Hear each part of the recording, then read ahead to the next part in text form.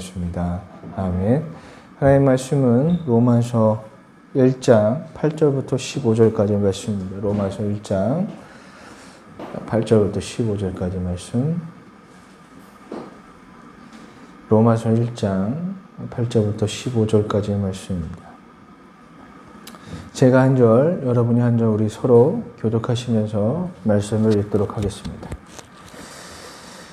먼저 내가 예수 그리스도로 말미암아 너희 모든 사람에게 가니라 내 하나님께 감사함은 너희 믿음이 온 세상에 전파됨이로다.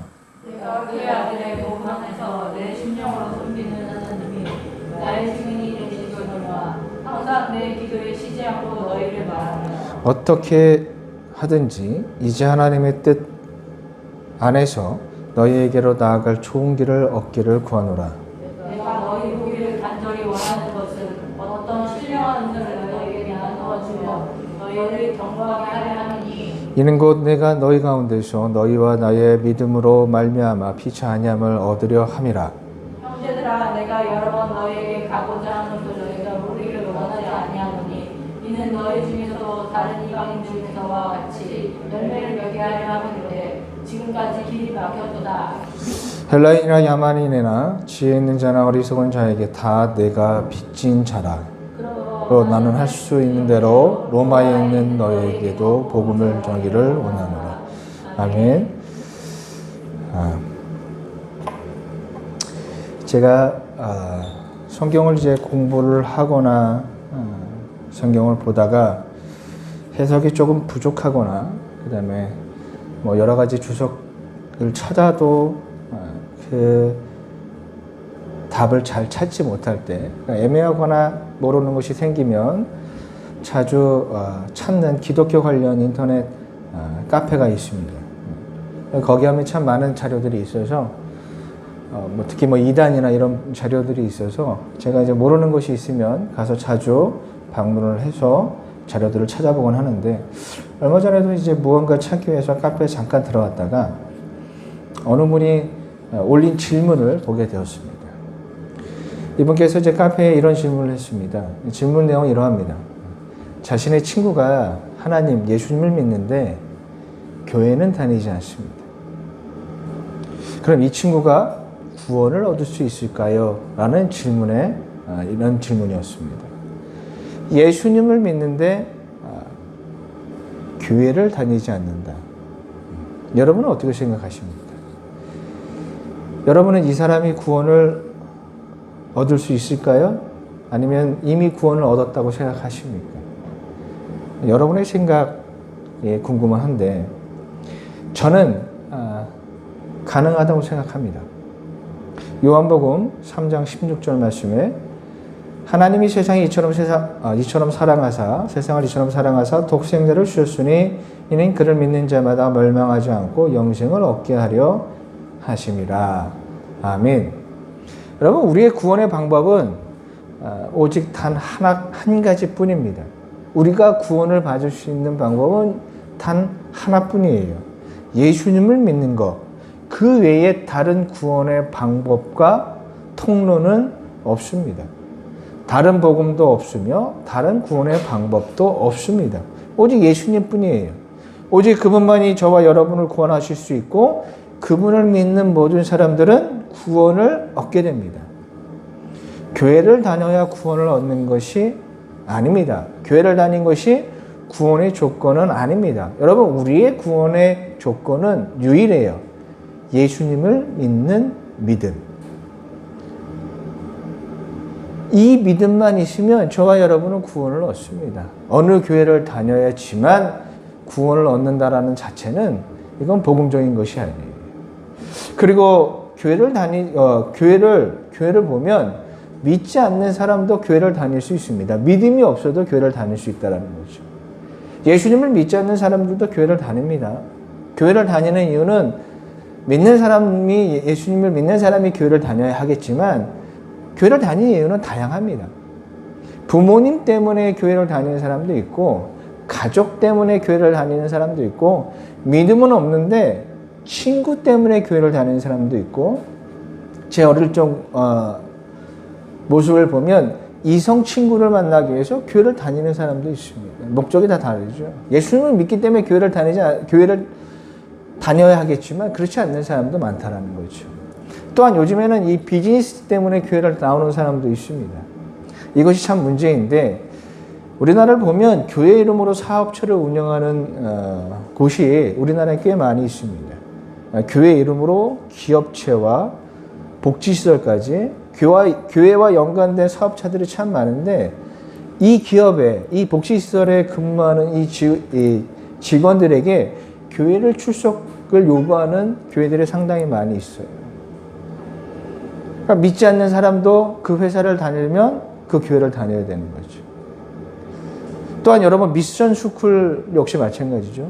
미션 스쿨을 다니면 일주일에 한 번 정도 채플이라는 시간, 예배 시간이 꼭 있어서 일주일에 한 번은 꼭 예배를 참석해야 돼요. 그렇지 않으면 불이익을 주죠. 졸업을 시켜주지 않는다든지 아니면 회사라면 승진을 시켜주지 않는다든지 이런저런 불이익을 주는 경우가 많아요.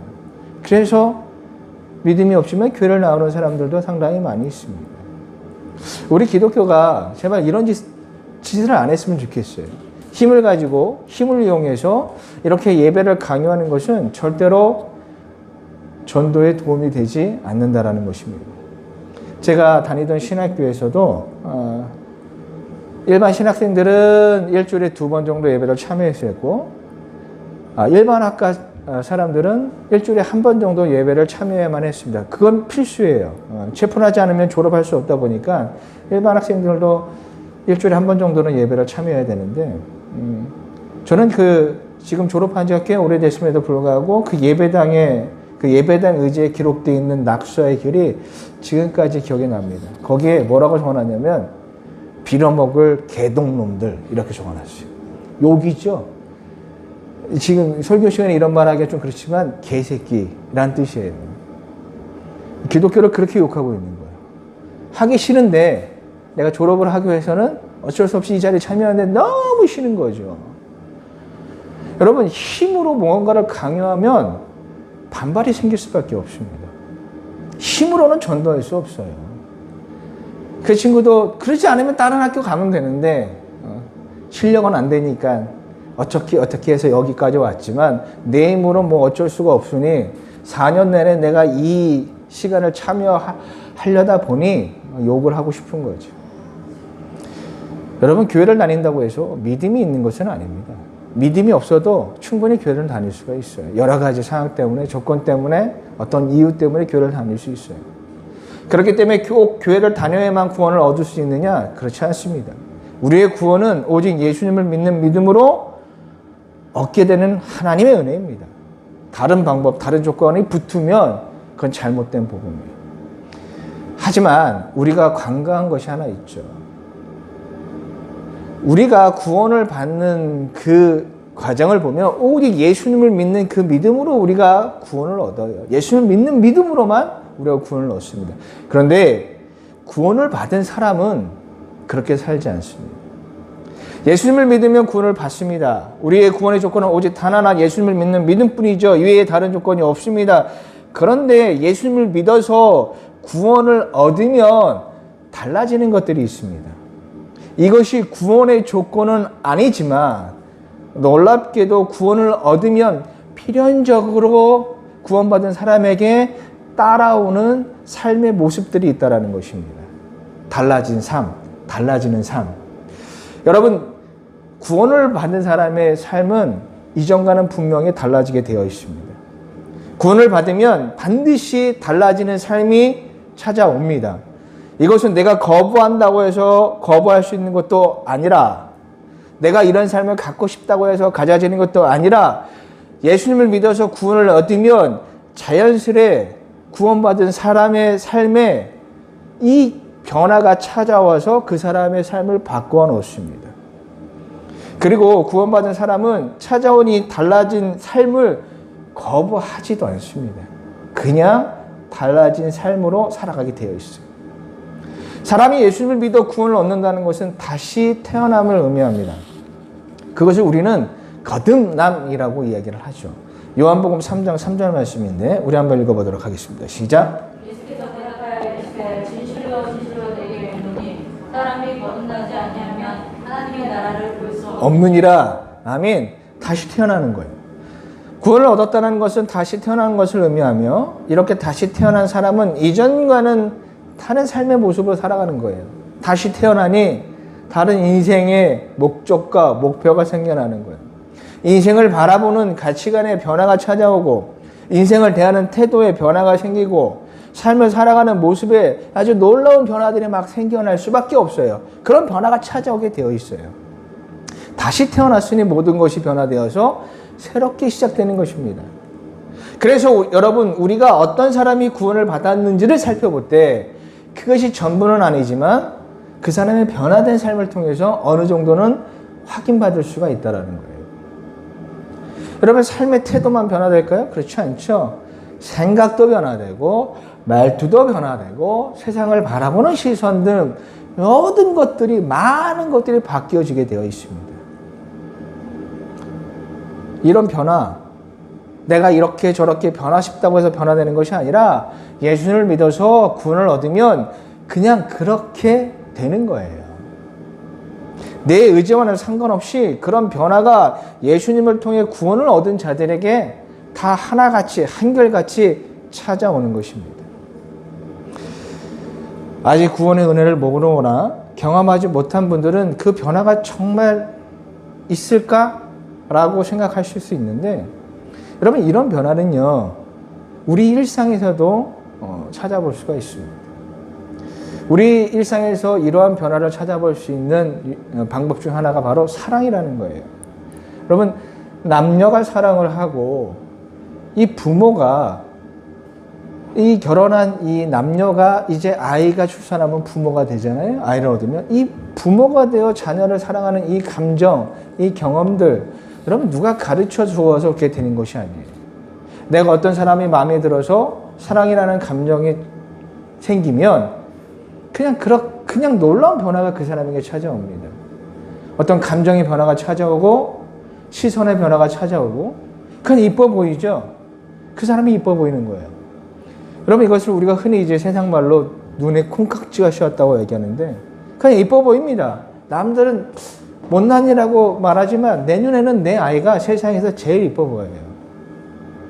누가 가르쳐줘서 그렇게 된 거예요? 아니요.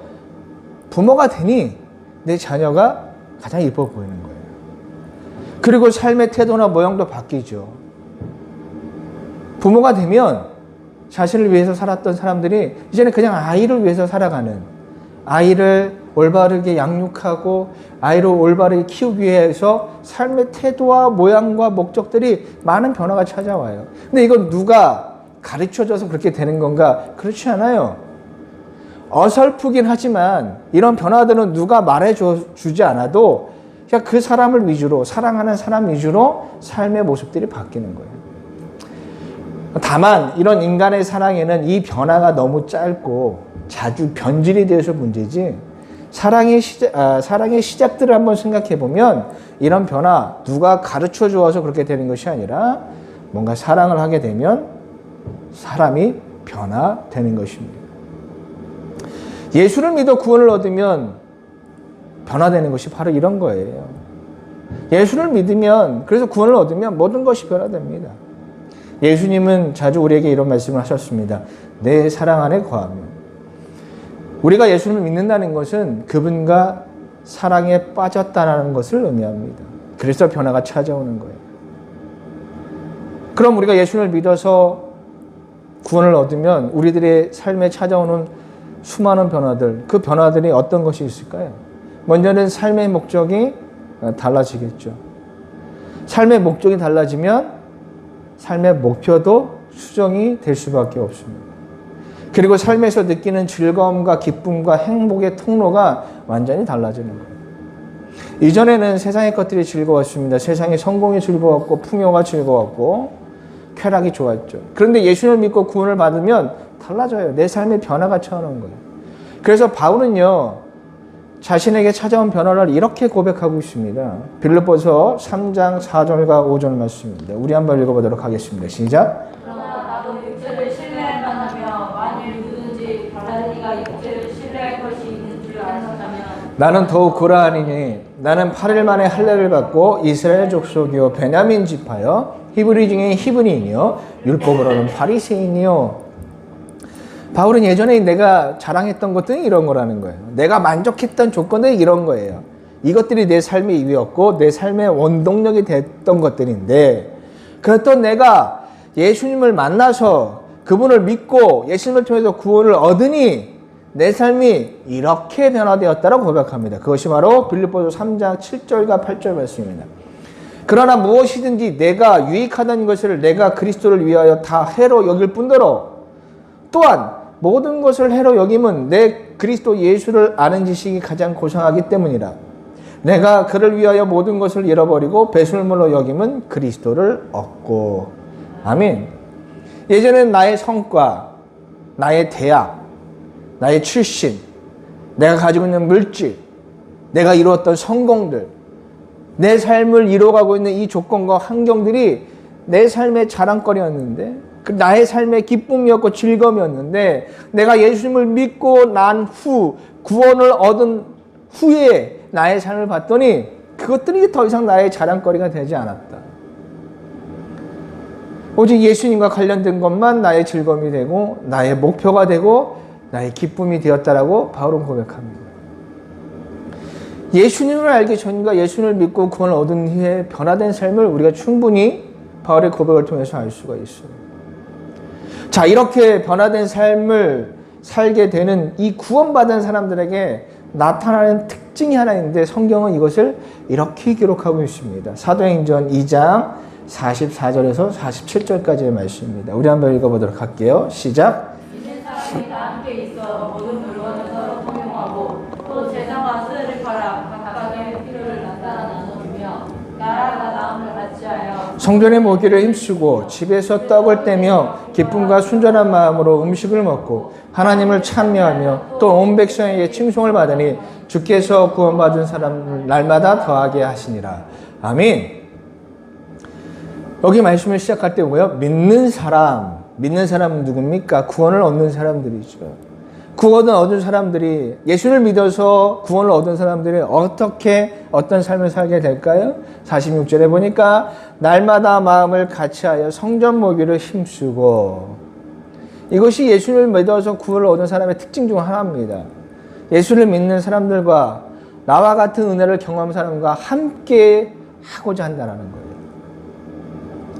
예수님을 믿고 찾아온 변화를 함께 나누면서 교제를 나누고 나에게 은혜를 주신 하나님을 위해서 우리가 무엇을 할까를 고민하는, 서로가 같은 뜻을 가지고 목표를 세우면서 하나님의 뜻을 이루고자 하는 삶으로 모습으로 바뀐다라는 거예요. 우리가 구원을 받는 조건 중에 교회를 꼭 다녀야지만 구원을 받는 것은 아니지만 예수님을 믿어서 구원을 받으면 그의 삶에 이런 변화가 찾아오게 되어 있다는 거예요. 여러분, 우리 스스로는 우리의 신앙을 혼자 지켜나갈 수가 없습니다.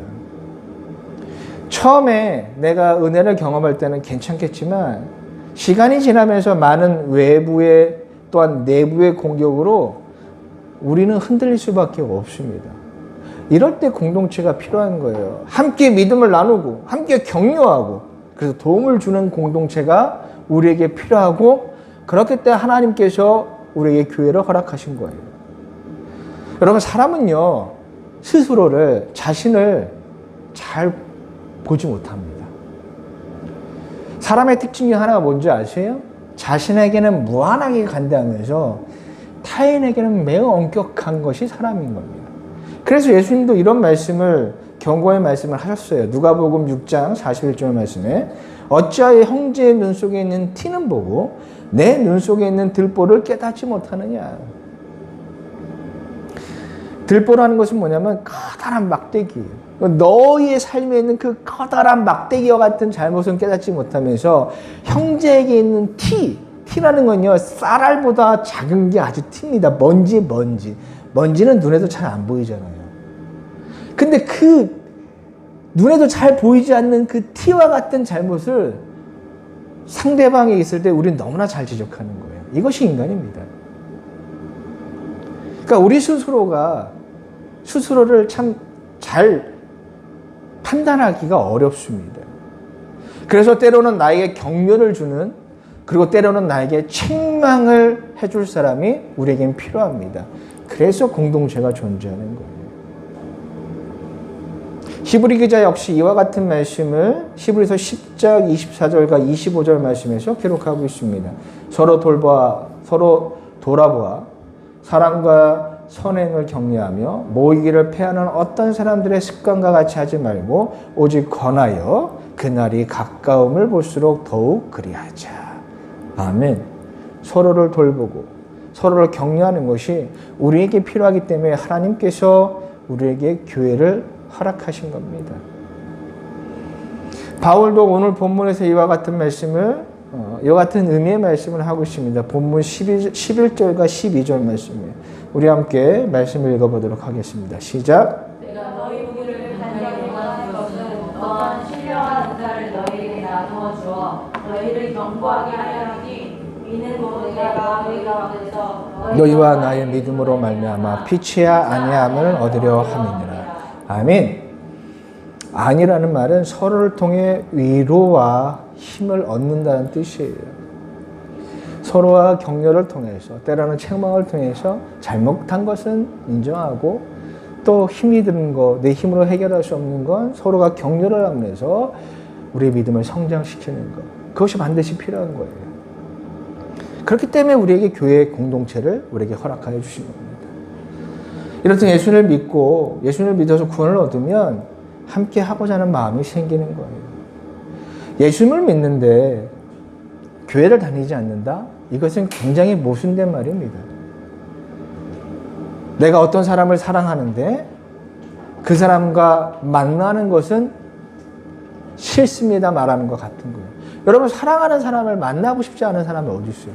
그 사람이 보고 싶고 그 사람과 함께 있고 싶어 하는 게 사랑하는 것이 아니에요?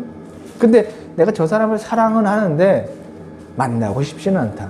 이건 모순된 말이잖아요. 간혹 이런 분들이 계시기도 합니다. 예전에는 교회를 다녔지만 상처를 받고 시험을 당하고 사람들에게 실망하여 교회를 떠나신 분들이 계실 수는 있어요. 하지만 교회를 떠나 있는 그 시간이 오래되는 것은 절대로 바람직하지 않습니다.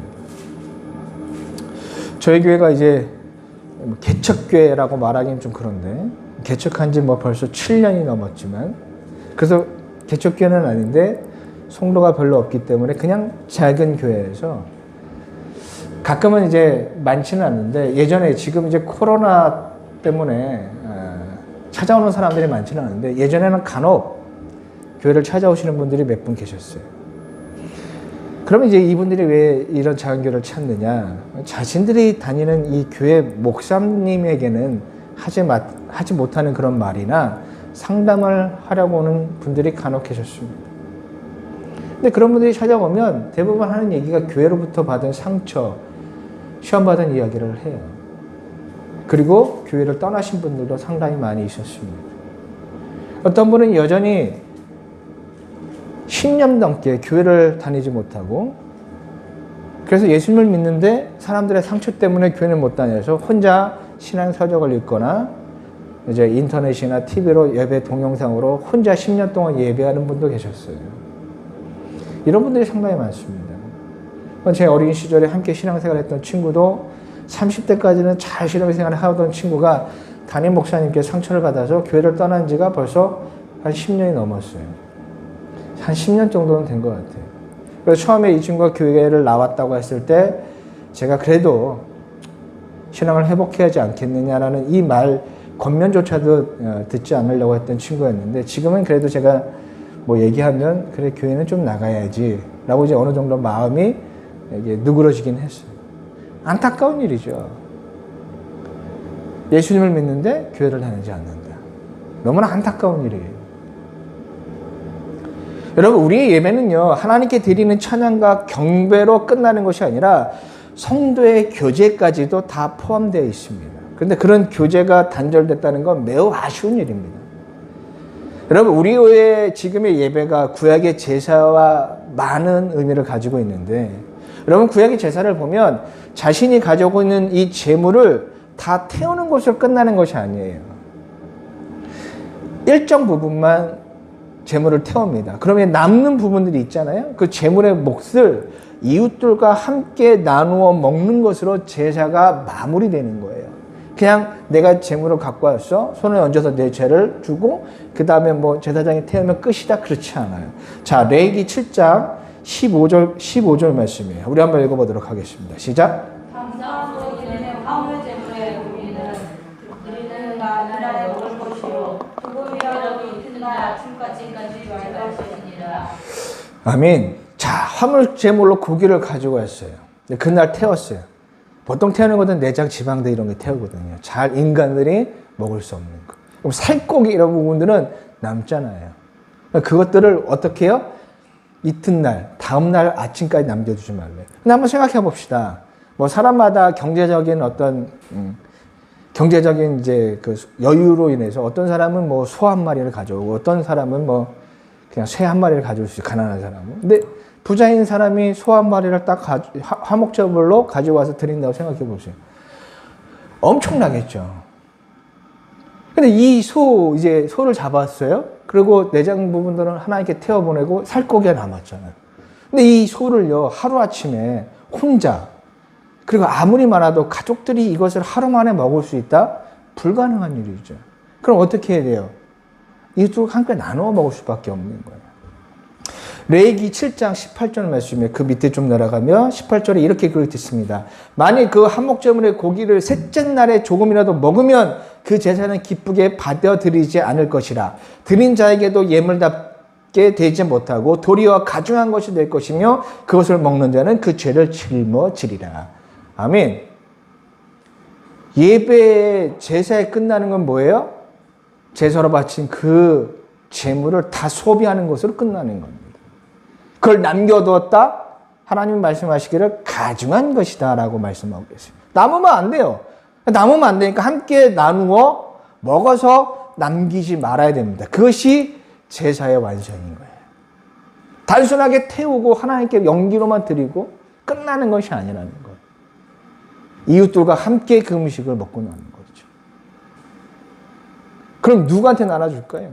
대부분 가난한 사람들, 이웃들에게 그 음식을 나눠주는 거예요. 많은 사람에게 나눠주면 그만큼 빨리 소비되겠죠. 하나님이 진짜 원하시는 것이 바로 이런 것입니다. 소외받는 사람이 없이 가난한 사람들도 함께 그 제사를 통해서 많은 이득을 얻을 수 있도록 하나님께서 우리에게 예배와 제사를 주신 거예요. 우리가 하나님께 드리는 예배는 하나님과 함께 그리고 성도들과 함께하는 것입니다. 혼자는 할 수가 없습니다. 꼭 교회를 다녀야만 구원을 얻는 것은 아니지만 예수님을 통해 구원을 얻은 사람은 이렇게 함께 모여 예배하고 교제하는 것입니다. 그리고 함께 공동체가 떡과 포도주를 나눠 마시면서 예수님께서 우리를 위해서 어떤 은혜를 베풀어 주시는지 서로 격려하고 이것이 우리에게 필요한 거예요. 아담이 외로워하는 것을 보시고 하와를 주신 것처럼 혼자서는 온전한 신앙생활 하기가 매우 어렵습니다. 그럼에도 불구하고 여전히 내가 할 수 있다는 건 그건 큰 교만입니다.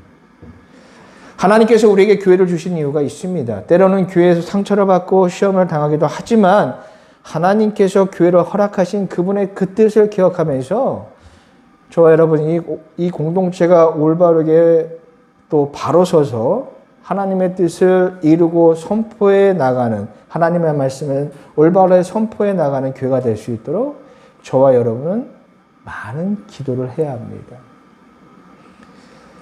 구원은 우리의 삶 전반부에 많은 영향력을 끼칩니다. 여러분 하나님의 나라를 보신 적 있으십니까? 신아 천국 가본 적 있어? 나도 없어. 아무도 천국 간 사람은 없습니다. 그런데 어떻게 우리가 본 적도 없는 그런 하나님의 나라를 바라고 꿈꾸며 소망을 가질 수 있습니까? 그러니까 보인 적도 없으니까 막 이상한 천국을 얘기하는 사람이 참 많죠. 근데 여러분 보이지 않고 본 적도 없는 이 천국을 구원받은 사람은 알게 됩니다. 구원을 얻어 변화된 삶을 통해서 아, 이런 것이 하나님의 나라이구나 라는 것을 알게 되는 거예요. 구원을 얻은 후에 찾아온 삶의 변화를 통해서 하나님의 나라를 완전하게 경험하지 못하겠지만 하나님의 나라가 무엇인지를 구원받은 사람들은 어느 정도 알게 됩니다. 구원 이후에 찾아온 이 천국의 삶을 통해서 야, 이게 하나님의 나라구나 라는 사실을 깨닫게 되고 그 기쁨을 가지고 영원한 하나님의 나라에 대한 기대가 생겨나고 소망이 생겨나고 바람이 생기게 되는 거예요. 경험하지 못한 것을 상상한다는 것, 경험하지 못한 걸 바라는 것은 매우 미련한 짓이죠. 근데 구원받은 사람은 구원받은 이후에 찾아온 그 삶의 변화를 통해서 아, 이게 하나님의 나라라는 사실을 어느 정도 알게 되는 거예요. 그러다 보니까 하나님의 나라를 꿈꾸는 거죠. 현실을 도피하기 위해서 하나님의 나라를 찾는 건 올바른 믿음이 아닌 거예요. 그냥 몰라. 하나님의 나라가 뭔지는 모르겠어. 근데 영원한 삶이 있대. 그런데 지금 현실이 너무 힘들어. 그러니까 빨리 죽어서 그 천국에, 걱정 없는 그 천국에 가고 싶어. 라고 말하는 것은 올바른 믿음의 형태가 아니에요. 올바른 믿음이라는 건 내가 예수를 믿어서 구원을 얻은 후에 찾아온 그 삶의 변화들, 삶에 찾아오는 기쁨들, 행복감을 가지고 아, 이런 것들이 하나님의 나라구나. 이 부분에 대해서 우리가 다음 주에 살펴볼 거예요. 그런 걸 경험하니 야, 이 땅에서도 죄가 많은 이 땅에서도 이렇게 그냥 겉핥기식으로 하나님의 나라를 경험하는데도 너무 기쁜데 영원한 하나님의 나라는 얼마나 놀라울까 기대하게 되고 희망을 갖게 되는 거예요.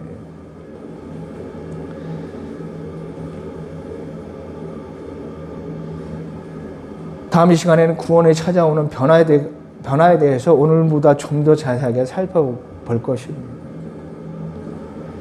여러분, 한 주간에 교회를 위해서 많이 기도해 주시기 바랍니다. 이 교회가 때로는 이 교회에 모인 사람들이 다양한 사람들이다 보니까 때로는 이 공동체가 우리에게 상처도 주고 아픔도 주고 시험을 당하기도 하지만 이 공동체가 그 이상으로 우리에게 주는 유익이 있기 때문에 하나님께서 우리에게 교회를 허락하여 주신 줄 믿습니다. 그렇기 때문에 여러분 교회를 위해서 기도해 주시고 함께하는 성도들을 위해서 기도해 주시기를 바랍니다. 그리고 영상을 통해서 예배하는 분들 중에서 혹시 여전히 교회를 나가지 않는 분들이 계신다면 그 시간을 너무 오래 두지 마시기를 바라요. 기도하면서 교회를 택하시고 같은 뜻과 목표와 목적을 가진 성도들과 함께 예배를 드리고 교제를 나누며 그 가운데 서로를 격려하고 때로는 질책을 받으면서 함께하는 신앙생활을 하시길 바랍니다. 그래야 그 신앙이 올바르게 온전하게 성장할 수가 있습니다. 한 주간도 하나님이 주신 구원의 은혜 안에서 항상 행복하시기를 간절히 바랍니다. 하나님께서 우리에게 주신 이 구원의 은혜 잊지 마시고 한 주간도 그 은혜 안에 머물기 위해서 늘 기도와 말씀으로 살아가시는 하나님의 모든 자녀들이 되시기를 주님의 이름으로 부탁을 드리겠습니다. 이 시간 우리 말씀을 기억하면서 기도 안에 생각하도록 하겠습니다.